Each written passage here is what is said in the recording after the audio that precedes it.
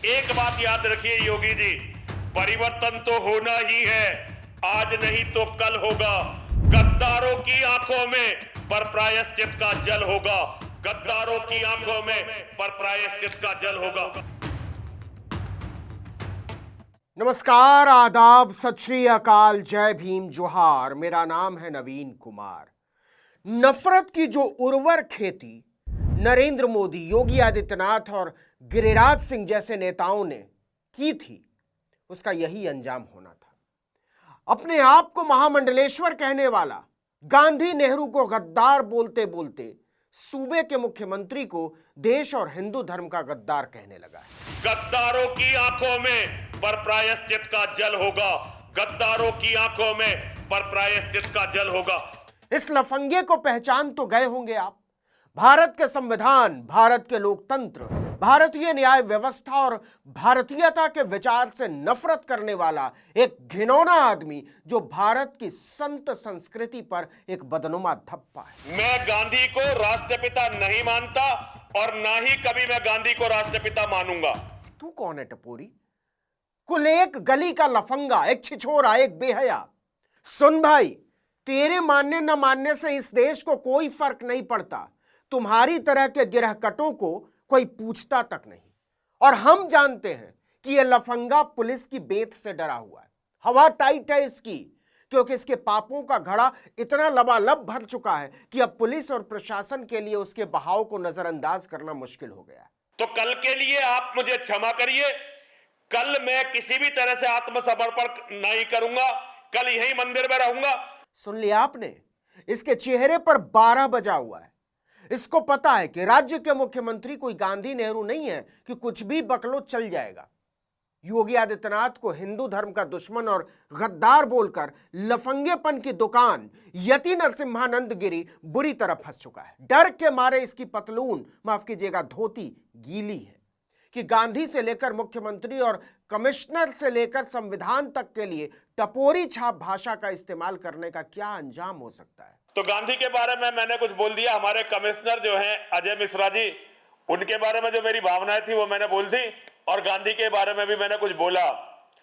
तो मुझ पर मुकदमा दर्ज हुआ है 5 धाराओं में, 5 अलग अलग धाराओं में। अब ये डर के मारे थर थर कांप रहा है। लेकिन जरा इसकी हीरोगिरी देखिए कि मंदिर को इसने अपने लफंगेपन की ढाल बना लिया है। मैं बता देना चाहता हूं योगी जी महाराज, ये तो होना ही था। नफरत की जिस राजनीति को भाजपा ने पाला पोसा, आगे बढ़ाया, उस राजनीति में ऐसे लफंगों को माथे पर बैठाया। गांधी और नेहरू के नाम पर जिस तरह की वैचारिकी को आगे बढ़ाया गया, उसमें टपोरियों को भी महसूस होने लगा कि असल में वो हीरो हैं। वीर सावरकर, नाथूराम गॉडसे और आपके दादा गुरु दिग्विजय नाथ जी महाराज हमारे आदर्श हैं। ये तो भाजपा की लाइन है। भाजपा को यह पसंद था और अभी भी उसने इससे किनारा नहीं किया है। इस सोच ने यति नरसिम्हानंद जैसे टपोरियों को संविधान और मनुष्यता के विचार को कुचलने की छूट दी, गांधी को गाली बकने की छूट दी। दुनिया में कोई भी किसी भी मजबूरी से गांधी को अपना बाप मान ले, मैं गांधी को अपना बाप नहीं मानता। और मैं गांधी को मानव इतिहास का सबसे बड़ा गद्दार मानता हूं, जिसके कारण हम 100 करोड़ हिंदुओं के पास 1 इंच भी जगह नहीं है अपना देश कहने के लिए। गांधी और नेहरू दोनों को गद्दार मानता हूं, मानव इतिहास का सबसे बड़ा। पहले तो भाजपा को यह सब बड़ा अच्छा लगता रहा। उसे लगता रहा कि यह सब ऐसे ही चलता रहेगा। लेकिन यति नरसिम्हानंद जैसे गुंडों को भी एक समय के बाद लगने लगता है कि उन्हें वो जगह नहीं मिली जिसके वो हकदार थे, और फिर वो उसी व्यवस्था के लिए बोझ बन जाते हैं जिस व्यवस्था ने उनका निर्माण किया होता। मुझे पता है मेरे साथ क्या होना है, और इसकी रूपरेखा पहले ही लिखी जा चुकी थी। यह गुंडा बार बार धर्म की ओट लेकर बच निकलता है। न पुलिस इसे रोक पाती है, न कानून, न सरकारें और न सिस्टम। लेकिन इस बार इसने सीधे योगी आदित्यनाथ को ललकार दिया है, और गेरुआ के नाम पर कलंक इस कायर को लगता है कि मंदिर में छिपकर वो बच जाएगा। अब इस गुंडे की हिम्मत देखिए। यह खुलेआम कानून और प्रशासन को चुनौती दे रहा है कि मैं किसी भी सूरत में आत्मसमर्पण नहीं करूंगा, आपको जो करना हो करिए। कल मैं किसी भी तरह से आत्मसमर्पण नहीं करूंगा, कल यही मंदिर में रहूंगा। इसके बाद यह मवाली जो फरमाता है वो ज्यादा गौर करने वाली बात है। ये गाजियाबाद के पुलिस कमिश्नर को अपॉइंटमेंट दे रहा है कि मैं तुमसे बात करने के लिए कब उपलब्ध रहूंगा और बिना मेरी मर्जी के गिरफ्तारी की सोचना भी मत। कानून और न्याय की संहिताओं को यह टपोरी अपना अंतःवस्त्र समझता है। तो रविवार को सोमवार को तो मुझे वैसे भी अनशन करना था। गजब रे भाई गजब।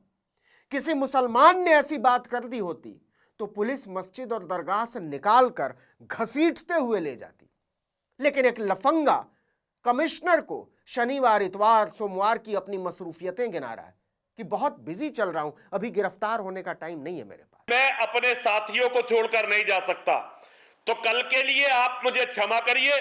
यह क्षमा नहीं मांग रहा है, पुलिस कमिश्नर को धमका रहा है कि मुझे छेड़ने की सोचना भी मत, और अपने मुख्यमंत्री से बोल देना कि यति नरसिम्हानंद के पास संविधान, कानून और लोकतंत्र जैसी फालतू चीजों का सम्मान करने का समय नहीं है। मंदिर में बहुत जरूरी काम है। और वो जरूरी काम क्या है? हम आपसे पूछते हैं, क्या टपोरियों और मवालियों को धर्म के नाम पर संरक्षण मिलना चाहिए? वो भी ऐसे टपोरी को जो बार बार डंके की चोट पर संविधान और लोकतंत्र की तौहीन करता है, चुनी हुई सरकारों की तौहीन करता है। मैं मां बलगामुखी का अनुष्ठान भी कर रहा हूं।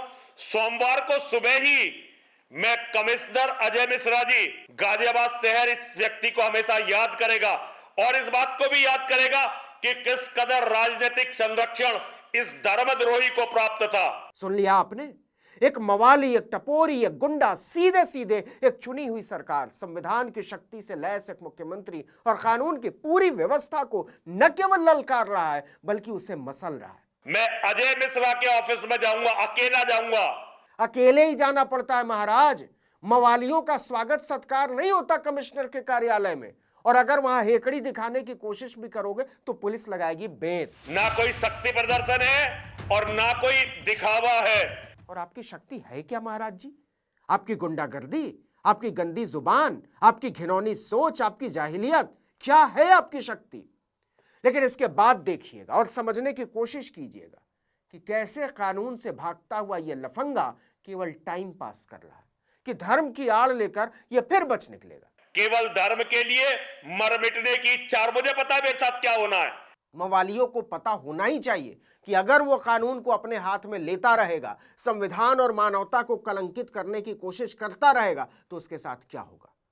लेकिन नौटंकी की इंतहा देखिए। इसके बाद ये मोदी जी की भाषा पर उतर आता है। बिना कमर हिलाए, बिना कोई काम किए, बिना मेहनत किए तर माल उड़ाता है, मौज की जिंदगी जीता है, खूब गुंडागर्दी करता है और बोलेगा मैंने अपना सर्वस्व देश के लिए न्योछावर कर दिया। मैंने अपना घर, अपना परिवार, अपना सब कुछ धर्म पर बलिदान होने के लिए छोड़ा था।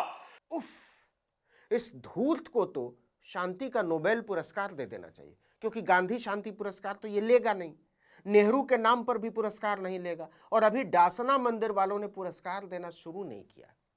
चलते चलते हम फिर से याद दिला दें कि मानवता का यह कलंक अपने आप को हिंदू धर्म का महामंडलेश्वर बताता है। ऐसा धूर्त, पाखंडी और टपोरी धर्म का नासूर है या आदरणीय, आप तय कीजिए। हमने जानबूझकर मुसलमानों को लेकर इसके गंदे विचारों का यहां जिक्र नहीं किया। इस वीडियो में इतना ही, लेकिन अगर आपने आर्टिकल 19 इंडिया को अब तक सब्सक्राइब नहीं किया है तो फौरन कर लीजिए, बेल आइकॉन दबाइए, घंटी जैसी आकृति, लाइक कीजिए और कमेंट करके बताइए हमारा वीडियो आपको कैसा लगा। हमारा ट्विटर हैंडल है article19_India और मेरा ट्विटर हैंडल है नवीन जर्नलिस्ट। नमस्कार।